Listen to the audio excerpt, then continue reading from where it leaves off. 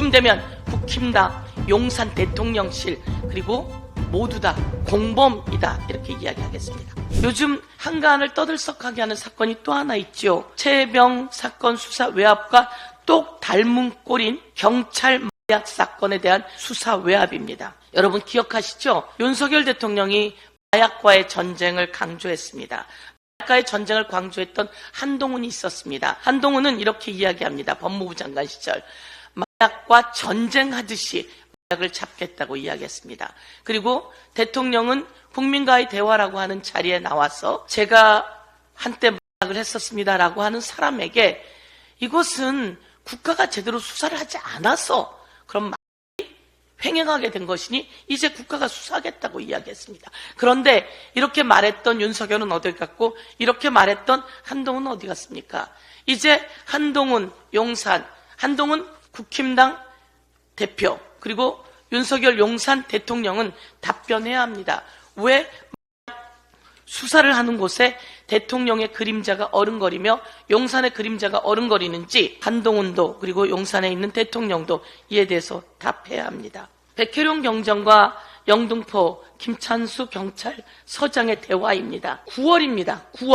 9월에 이런 대화를 합니다. 이 사건 용산에서 알고 있다.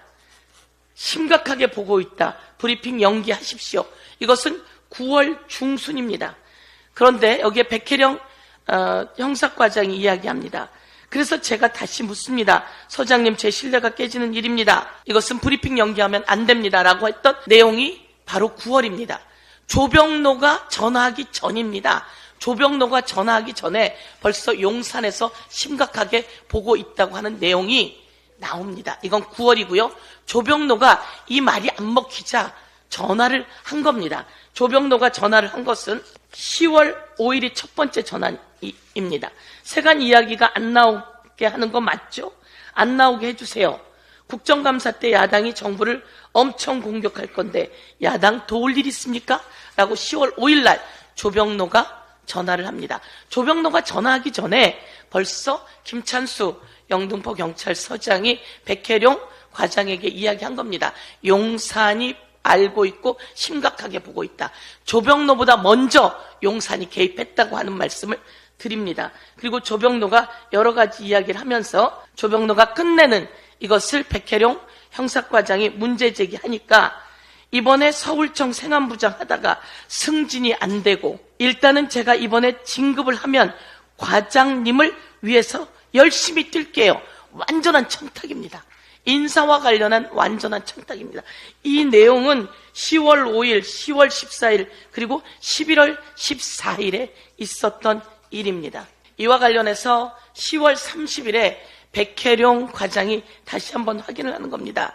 서장님, 이거는 용산에서 알게 됐다고 심각하다고 그렇게 말씀하셔서 그때 제가 그 상황을 알게 된 건데 이거는 서울경찰청 수준을 아주 넘어선 겁니다. 라고 이야기를 합니다. 그때 만약에 영등포 경찰서장이 자기의 판단이었다면 내 판단이야 라고 이야기를 했을 겁니다. 근데 답변은 그렇게 이야기하니까 이라고 답변을 하죠.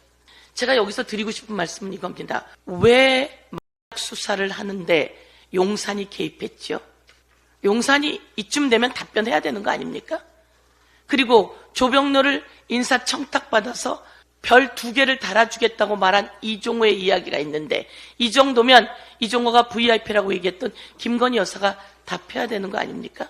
그리고 마약과의 전쟁을 하겠다고 그렇게 떠들어댔던 한동훈 비대위원장이 답해야 되는 거 아닙니까? 무엇을 숨기고 있는 겁니까? 어떻게 마약 수사에 용산이 개입할 수 있습니까? 어떻게 마약 수사에 한동훈 비대위원장은 한마디 말을 안 하는 겁니까? 어떻게 이런 마약 수사에 국힘당은 한마디 말을 안 하고 입을 닫고 있는 거죠? 이쯤 되면 국힘당, 용산 대통령실, 그리고 모두 다 공범이다, 이렇게 이야기하겠습니다.